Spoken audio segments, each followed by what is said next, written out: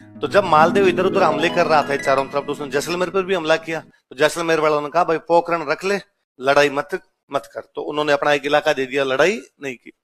तो मालदेव एक बार तो वापस आ गया, लेकिन उन जैसलमेर वालों को बाद में उन्होंने बैठ के आपस में सलाह मशविरा किया कि भाई आज अपने इसको पैसे टक्के दे के या जमीन दे के वापस भेज दिया, ये इस बात की गारंटी थोड़ी है वापस नहीं आएगा। हमने तो देखा है कि 1533 में बहादुर शाह को रणथंभौर का किला देके संधि की गई थी, अगले साल वो तो वापस आ गया। तो मालदेव का क्या भरोसा अगले साल वापस आ जाए? ऐसे कब तक रुपए देते रहेंगे इस आदमी को, कब तक जमीनें देते रहेंगे इस आदमी को? तो क्या किया जाए कि इसका कोई परमानेंट इलाज देखना पड़ेगा भाई।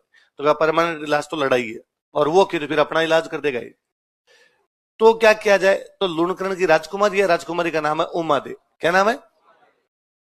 तो किसी ने सलाह दी कि यार उमा दे की शादी मालदेव के साथ कर देते हैं, एक तीर से दो शिकार। ये तो जैसे उमा दे सुंदर राजकुमारी है, उमा दे के लिए हमें एक अच्छा राजा चाहिए, और मालदेव से बड़ा हिंदू राजा इस समय हिंदुस्तान में कोई भी नहीं। तो उमा दे की शादी यदि मालदेव के साथ होती तो इससे अच्छा कुछ भी होगा नहीं। दूसरा, यदि हम उमा दे की शादी मालदेव के साथ कर देंगे तो मालदेव अपना जवाई तो फिर हमला नहीं करेगा, तो हमले से भी बच जाएंगे और राजकुमारी के लिए अच्छा वर भी मिल जाएगा। तो उमा दे का रिश्ता किसके लिए भेजा गया? मालदेव तैयार ही बैठता, उसने कहा मुझे लगन बताओ कब आना है, अपने ब्याह करने के लिए आ जाएंगे। कहते भाई नियत समय पे मालदेव जी अपनी बारात लेके जैसलमेर पहुंचे। मालदेव जी खूब यूं बारात के अंदर हाथी घोड़े ऊंट लिए हुए वहां जब जैसलमेर पहुंचे, तो लोग दूर दूर से देखने के लिए आए, अगर जोधपुर के राजा की बारात आई है, मालदेव जी की बारात आई है। जैसलमेर के किले में भी इस प्रकार की सारी बातें चले, कह रहे राजा की बारात आई हुई है, इतनी अच्छी बारात आई, इतनी बड़ी बारात कभी जैसलमेर ने पहले कभी देखी नहीं थी, राजा हाथी पे बैठा हुआ इतना सुंदर लग रहा था, चारों तरफ यूं बातें चले। शादी किसकी होने वाली है? उमा दे। राजकुमारी को लगे अरे यार मेरी शादी की इतनी बातें हो रही है, सब लोग बारात देख देख के आ रहे हैं और मेरे को बातें बता रहे हैं, पर चूंकि मैं दुल्हन हूं, मैं किले से बाहर जा नहीं सकती, इसलिए मैं तो बारात भी नहीं देख सकती। तो उसके मन में बारात देखने की। तभी किले की जो महिलाएं थी वो बारात का डेरा देखने के लिए चली गई। बारात का डेरा, डेरा समझते हो? जहां बारात रुकती है उस जगह क्या बोलते हैं? राजकीय प्राथमिक विद्यालय।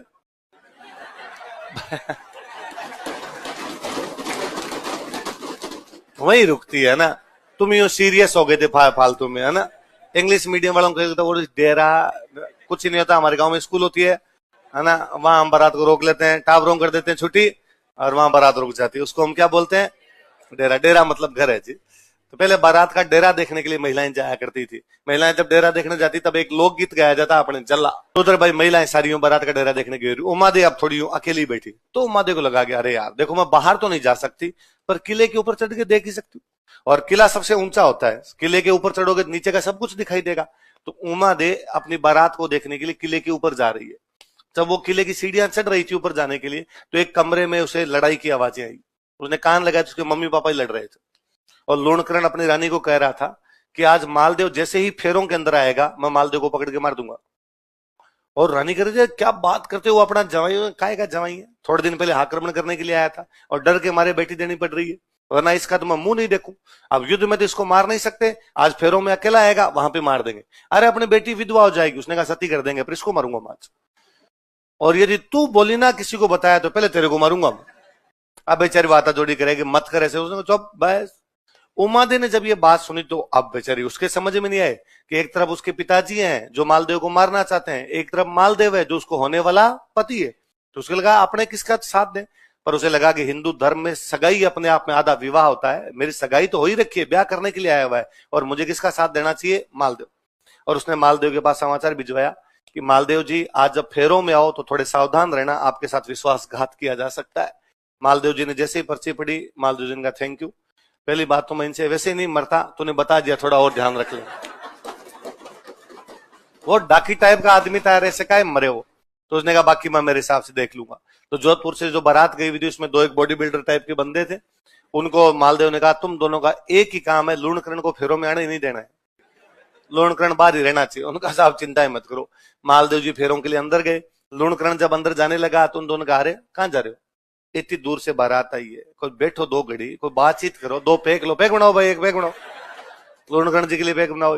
लूणकरण ने कहा नहीं नहीं मुझे कन्यादान करना होगा। चौप, कन्यादान कोई कर देता है, कन्यादान तुम्हारा बेटा कर देगा, कन्यादान तुम्हारा भाई कर देगा, कन्यादान तुम्हारे परिवार का और कोई सदस्य होगा वो कर देगा, तेरी क्या आवश्यकता कन्यादान करने की? और ये मैंने भी केवल फिल्मों में देखा, कन्यादान पापा करते हैं, बाकी गांव में कन्यादान कोई कर देता है। है ना, भाई काका चाचा पंडित जी को जो दिखते हैं ना, पंडित जी उससे कन्यादान करवा लेते हैं। ये फिल्मों में दिखाते हैं, कन्या के पिताजी को बुलाइए, है ना। अब कन्या के पिताजी को उसी टाइम गायब होना होता है, भगवान जाने कहां चले जाते हैं, फिर इधर उधर से उनको ढूंढ के लाना पड़ता है।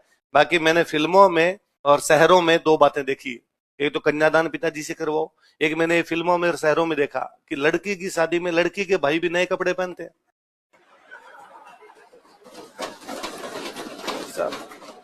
बहन की शादी, आप नए कपड़े छोड़ो, आपको 3 दिन नहाने का टाइम नहीं मिलता है, और यदि आप नए कपड़े पहन के घूमते हो तो आपके घर वाले कहते हैं ब्याह तेरे होगे, नहीं मेरा तो नहीं, तो तू क्यों तैयार होके घूम रहा है। और मान लो यदि पहन भी लिया आपने तो भी खराब होने हैं, क्योंकि वो काम वैसे कराएंगे कि भट्टी खोद, और आप भट्टी खोद रहे हैं, वो कहेंगे टेंट के वो रोप भाई, तो आप टेंट रोप रहे हैं। ये मैंने शहरों में देखा, कितने भले लोग हैं यहाँ पे, लड़की के भाई भी एकदम जोधपुरी कोट पैंट पहने हुए, ऊपर तक बटन बंद किए, मुझे लगता है इनके काम कौन करता है। फिर धीरे धीरे समझ में आएगा इनके पास रुपए हैं, तो इनके पास वेटर वगैरह होते हैं वो काम कर लेते हैं, अपने पास वहां पे इतने रुपए नहीं है, इसलिए अपने लगता है हम खुद काम करेंगे, और अपने लगता है नहीं बहन की शादी में भाई काम करेगा तो कौन, नहीं करेगा तो कौन करेगा, क्योंकि अपने पास दूसरे संसाधन है नहीं। फिर मुझे लगता है आप तो फिर भी थोड़ा बहुत ठीक हो गया, कम से कम हलवाई तो बुला रहे हैं, वरना पहले मेरे याद है गांव में हलवाई आते, हलवाई जी का काम इतना होता था कि बूंदी निकाल दो, शादी के नाम पे लड्डू बूंदी हुआ करती, तो आप तो बूंदी बूंदी निकाल दो, तो बूंदी बूंदी निकाल देते, बाद में टाबरों को बिठा दे लड्डू बनाओ, और वैसा सारे दिन बैठे बैठे लड्डू बनाते। ये ना बाइसेप और ट्राइसेप दोनों मछलियां बनी हुई रहती थी, और यूं शाम को तो हाथ करड़े हो जाते थे, ऐसे नहीं ऐसे ऐसे करने पड़े आग, पर फिर भी उनमें मजा आता था कि कोई नहीं, बनाते बनाते बीच में बूंदी कहां देखी हुई थी भाई साहब, बूंदी मिल जाती गांव के अंदर, इससे बड़ी मिठाई क्या हुआ करती थी, तो टाबर उसमें राजी थे कि यार ठीक है। कुल मिला के लूणकरण जी को फेरों के अंदर अंदर जाने नहीं दिया, लूणकरण जी को बाहर ही बिठा लिया। आप फेरे आराम से संपन्न हुए, दूसरे दिन उमा देवी की विदाई होने लगी। पहले जब राजकुमारियों की शादी होती, जब उनकी विदाई होती, तो उनके साथ काम करने के लिए महिलाएं दी जाती, दासियां दी जाती। उन दासियों में एक दासी दी गई भारमली। कौन दी गई? बारमली के लिए कहा जाता है कि बारमली जब पैदा हुई थी, होते उसके मम्मी पापा ने फेंक दिया था उसको, किसकी बच्ची थी उसके बारे में कोई जानकारी नहीं थी। अभी भी अपने अखबारों में पढ़ते हैं नवजात कन्या को हॉस्पिटल में छोड़कर भागे माता पिता, अभी भी अपने पढ़ते हैं नवजात कन्या को झाड़ियों में छोड़कर चले गए घर वाले, किसकी है पता नहीं। आज मान लो ऐसा हो गया, आप सुबह सुबह कोचिंग से आ रहे हो, आपको अचानक लगेगा अरे यार कोई बच्ची को इसे छोड़ के चला गया, आपने क्या करेंगे? हॉस्पिटल फोन करेंगे, पुलिस को फोन करेंगे, बचाएंगे उस बच्ची को। उस समय हॉस्पिटल पुलिस राजा ही हुआ करता था। तो जब बारमली को उसके माता पिता छोड़ के गए, किसी ने जिसने देखा उसने लाके राजा को दे दी, साहब ये बच्ची वहां पड़ी थी आपके राज में, को छोड़ के चला गया। राजा ने उसको पाल पोस के बड़ा किया था, उमादे के साथ में बड़ी हुई थी, तो उमादे की बहुत अच्छी सहेली थी। तो उमा देवी ने कहा कि भाई मेरे साथ में जो लड़कियां भेजी जाए, जो दासियां भेजी जाए, उसमें एक साथ में किसको भेजो? बारमली, ताकि मेरा मन भी लग जाएगा। शाम को मालदेव जी अपने महल के अंदर आ गए, उमादेव तब तक अपना श्रृंगार वगैरह कर रहे थे, तो मालदेव जी ने समाचार भिजवाया कि भाई मालदेव जी आ गए हैं वहां पर। तो उमादेव को लगा मुझे श्रृंगार करने में समय लगेगा, तो भारमली पास में बैठती, उन्होंने भारमली कहा भारमली जाओ और भारमली जाके कहो कि मुझे अभी आने में समय लगेगा। भारमली सुंदर थी, मालदेव जी नशे में थे।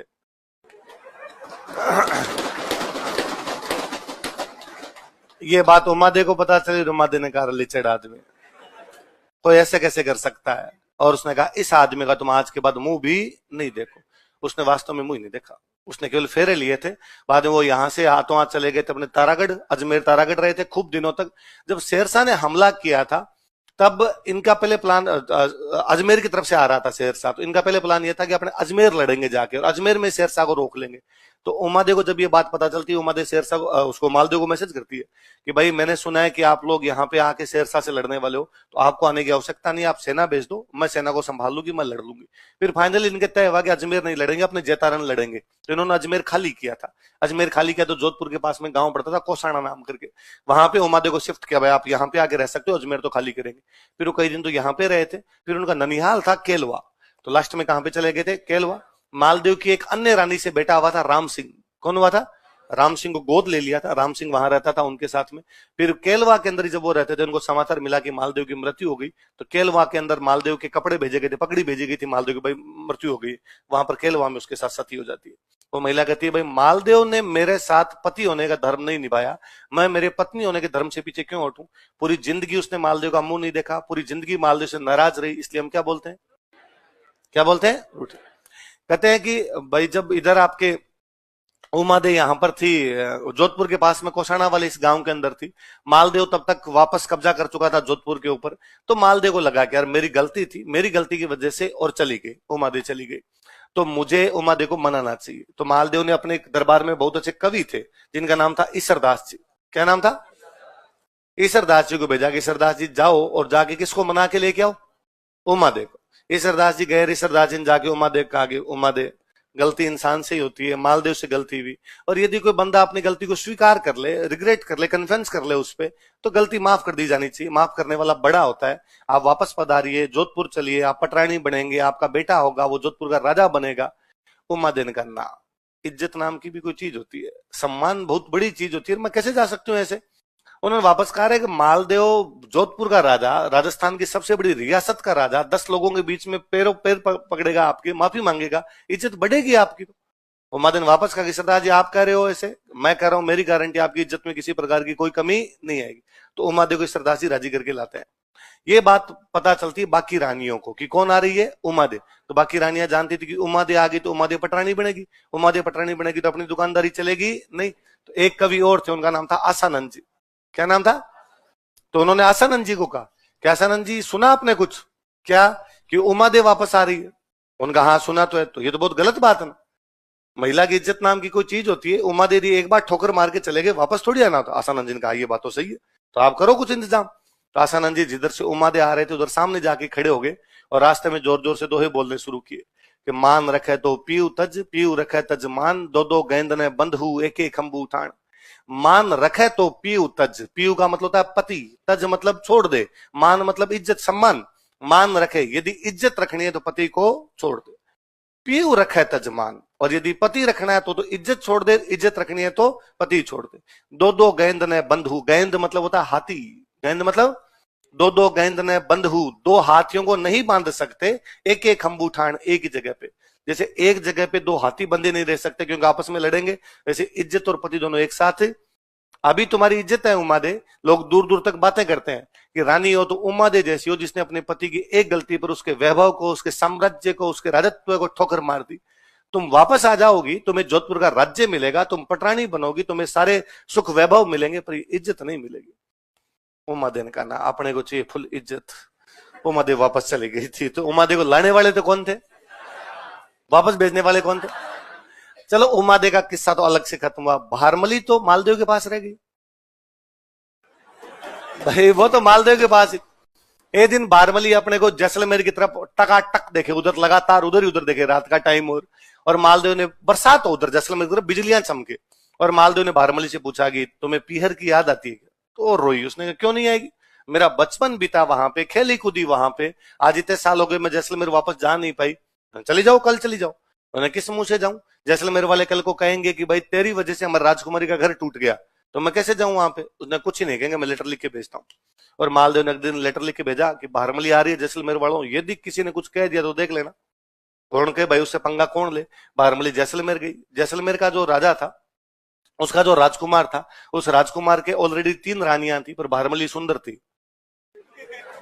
वो राजकुमार भारमली के आसपास में चक्कर काटे। तो उन तीनों रानियों को लगा भाई ननद का घर बर्बाद हुआ, अपने वाला बाउंड्री पे खड़ा है, अपने वाला कभी भी बर्बाद हो सकता है। तो उन तीनों रानियों में से एक जो रानी थी वो बाड़मेर में एक जगह पड़ती है कोटड़ा। कौन सी जगह? वहां का एक बंदा था बाघा कोटड़िया। क्या नाम था? कोटड़ा का इसलिए कोटड़िया, बाघ सिंह उसका नाम था, तो क्या हो गया बाघा। संग्राम सिंह का संगा तो बाघ सिंह का क्या हो गया बाघा। उस बाघे कोटड़िया की बहन थी, और बाघा कोटड़िया बड़ा जोरदार आदमी था, डाकू टाइप का आदमी था। उस टाइम अमीरों को लूट के गरीबों में बांटे, रॉबिन हुड टाइप के बंदे होते हैं इस प्रकार के। तो उन तीनों रानियों ने आपस में बातें की कि भाई तेरा भाई बाघा कोटड़िया इस मुसीबत से निकाल सकता है अपने को, वरना अपना घर बर्बाद हो जाएगा। तो बहन बाघे कोटड़िया को अपने भाई को बुलाती है, बाघे कोटड़िया को बुला कहती है भाई देखो वैसे तो आप बड़े भैया हो, आपसे ऐसी क्या बात बताऊं, पर कौन सी छुपी हुई है। ये भारमली हमारी ननद का घर, उमा दे का घर बर्बाद करके आई है, आजकल यहाँ आ रखी है, आपके जमाई साहब जो है वो कभी भी उधर बॉर्डर क्रॉस कर सकते हैं, हमारा घर टूट जाएगा। बाघा चिल बंदा, बाघे ने कहा तुम चिंता मत करो, मैं इंतजाम कर दूंगा। कल एक काम करना, कल जब मैं जाऊं तो तिलक निकालने के लिए तुम मताड़ा इसको भेज देना। अपने बहन के घर जाते हैं, आते हैं तो बहन तिलक निकालती, आते जाते तिलक निकालते हैं घर में, और जाते हैं तब कहते हैं भाई सीख देनी है। कोई मेहमान घर में आता है, तिलक निकाल के कहते हैं भाई सीख देनी है। क्या देनी है? तो मेहमानों को जब विदाई करते हैं उस समय तिलक निकालते हैं, उसको क्या बोलते हैं? सीख देना। क्या कहते हैं? याद रखना, कोई आरपीसी पूछेगी कि सीख देना क्या होता है, तो विदाई के समय मेहमानों को जो तिलक वगैरह निकाल जाते हैं उनको क्या बोलते हैं? वो सीख का मतलब ये होता था भाई, नहीं कहते अभी भी रास्ते में ध्यान रखना, कुछ खाना पीना मत, तो ये सीख ही तो है। अभी तो घर वाले कहते ही होंगे आपको, आप आ रहे हो, अब तो क्या पता कहते, पहले तो हमें तो वैसे और कहते थे बस में से हाथ बाहर मत निकालना है ना, कोई बिस्किट खिलाए तो बिस्किट खाना पहले ये था लूट लेगा कोई इनको, है क्या अपने पास लूटने के लिए? ₹150 जेब के अंदर है, क्या लूटेगा रहे इनका? अपने तो खुद ही मगो इधर उधर देख रहेंगे और किसी को मिल जाता अपने लूटे। तो वैसे वो सीख देना, तो उसने कहा सीख देने के लिए तू मत आना और भारमली को भेज देना। उसने कहा ठीक है। दोनों बहन भाई ने आपस में बातचीत की। अगले दिन बागा सुबह सुबह उठा, उठते ही सुबह बिना मुंह धोए बिना चाय पिए अपने ऊंट पे जाके बैठा। जैसलमेर वाले भाग के, अरे क्या गलती हुई, अचानक कैसे जा रहे हो आप? उसने कहा नहीं मेरे कोई काम आ गया। अरे सीख तो ले जाओ। तो कहा मेरी बहन को कहो फटाफट आगे तिलक निकाल दे। अंदर जाके उसकी बहन का, भाई आप तुम्हारा भाई जा रहा है, भागा तिलक निकाल दो उसके। तो उसने यूं नाटक किया, उसने कहा अरे मैं तो नहाई नहीं, मैं तो ओढ़नी किधर चली गई, पूजा वाली थाली कहां पर है? बारमली नहा धो के टकाटक एकदम तैयार बैठी थी। तो उसने बारमली को कहा कि बारमली तिलक कित निकालना, तू निकाल दे। बारमली ने कहा मैं निकाल देती हूँ। तो बारमली तिलक निकालने के लिए बाहर गई, और जैसे तिलक निकालने लगी बागे ने हाथ पकड़ा, ऊंट पे बिठा लिया। जैसलमेर से कोटड़ा आते आते बागे को बारमली से, बारमली को बागे से प्यार हो गया। राजस्थान की सबसे बेहतरीन लव स्टोरी है बागा भारमली। जहां तरवरता है मोरियोर, जहां सरवरता है हंस, जहां बाग होता है भारमल, जहां दारूता है मंस। जहां जहां पेड़ होंगे वहां वहां मोर होंगे, जहां जहां तालाब होंगे वहां वहां हंस होंगे, जहां जहां शराब होगी वहां वहां मांस होगा, जहां जहां बागा होगा वहां वहां भारमली होगी। ये बात मालदेव जी को पता चलेगी, भारमली को कौन ले गया? बागा। तो मालदेव जी ने कहा आक्रमण करो रे और लेके आओ। तो लोगों ने समझाया कि साहब बागा डाकू टाइप का आदमी है, आक्रमण करें और आगे की तरफ भाग जाए, हाथ नहीं है तो अपनी बेइज्जती होगी। कि साहब जोधपुर की सेना गई और बागे जैसे डाकू को भी पकड़े नहीं पाई। तो मालदेव ने कहा रुको रुको, होल्ड होल्ड। वो उम्मादे आ रहे थे एक दिन, ईसरदास जी मना के ला रहे थे, तो सामने जाके 2 एक बोल रहा था रे। तो आसानंद जी ने कहा मैं था। तो आसानंद जी तुम्हारे चक्कर में उम्मादे वापस गई, अब तुम किसको लेके आओगे? बारमली। आसानंद जी ने कहा ठीक। तो आसानंद जी बारमली को लेने के लिए बागे के पास गए। आसानंद जी वहां गए, वहां जाके बागे को पता चला कि आसानंद जी जैसे बड़े विद्वान मेरे पास आ रहे हैं। बागा बड़ा राजी हुआ, आसानंद जी का स्वागत किया उसने, शिकार करने के लिए अपने साथ में लेके जाए, अपने साथ में रखे, पूरा स्वागत सत्कार करे, बारमली अच्छा अच्छा खाना बना के खिलाए। आसानंद जी ने देखा कि यार बागा मेरी कितनी इज्जत करता है, बारमली बागा को कितना प्यार करती है। आसानंद जी वहीं रह गए। आसानंद जी वापस आए नहीं, मालदेव का तू जाने तेरा काम जाने। फाइनली जब बागा मरा था तो भारमली उसके साथ सती हो गई थी, आशा जी पागल हो गए थे। आसानंद जी जगह जगह बागा बागा करके घूमते रहे। उधर जब पाकिस्तान में रियासत पड़ती है अमरकोट, अभी हम अमरकोट जिसका जिक्र कर रहे, अमरकोट राणा जी को पता चला इस बात का कि आसानंद जी जैसे महान विद्वान पागल है इस समय, कपड़े उपड़े फट गए, बिना कपड़ों के घूमते रहते हैं। तो उन्होंने बुलाया आसानंद जी को, और आसानंद जी को बुला, आसानंद जी मेरे पास रहो, कोई बात नहीं, बागा मर गया, मालदेव के पास जा नहीं सकते, आप यहाँ रहो। और पूरा बेचारा ध्यान रखे, पूरा स्वागत सत्कार करे, पूरी इज्जत दे, बात बात में एकदम हुंकारे भरे उनके। पर आसानंद जी थोड़ी देर में यूं बातें कर गए। एक बार मैं बागा वहां गए थे, बागे ने ये किया, बागे ने वो किया, तो उसका ईगो हर्ट हुआ राजा का, और उसने कहा यार बागा था तो डाकू, मैं यार राणा हूं, 2-4 मेरी तारीफ भी कर दिया करो। तो आसानंद जी ने कहा तुम बागे की जुत्ती के बराबर नहीं। तो उस राणा ने कहा कि इसका मतलब आप बागे का नाम लेना कभी बंद नहीं करोगे कि नहीं? तो उसने कहा ठीक। उसने आसानंद जी के पोते को बुलाया, पोते को बुलाकर तेरा यदि दादा एक पूरी रात बागे का नाम नहीं ले तो हर 1 घंटे पे 1 लाख सोने के सिक्के दूंगा। और पोते ने अंदाजा लगाया कि 7-8 घंटे की रात होती है, 7-8 लाख सोने के सिक्के मिलेंगे, 7-8 पीढ़ियां तिर जाएगी। और उसने आसानंद जी को जाकर कहा कि दादाजी प्लीज फॉर नेक्स्ट 7 जनरेशंस एक रात यदि नाम नहीं लोगे तो आपकी कोई असर पड़ेगा? आसानंद जी ने कहा देख बेटा वैसे नहीं रहा जाता, पर तू जब इतना कर ही रहा है तो आई विल ट्राई। शाम को भाई कहा गया आपका समय शुरू होता है। अब आसानंद जी को पता था बागे का नाम निकल जाएगा, तो आसानंद जी राम राम राम राम करना शुरू कर दिया। राम जी का नाम लेंगे तो एक बार बागे का नाम नहीं, और डोकरे से 10-15 मिनट राम जी लिए गए। 10-15 मिनट बाद तो जोर जोर से कहा बागा आओ बड़े घर कोटड़ा तू धनी, जासी फूल जड़े पर बास न जासी बाग जी। हे बागा, फूल झड़ जाता है लेकिन उसकी सुगंध नहीं जाती है।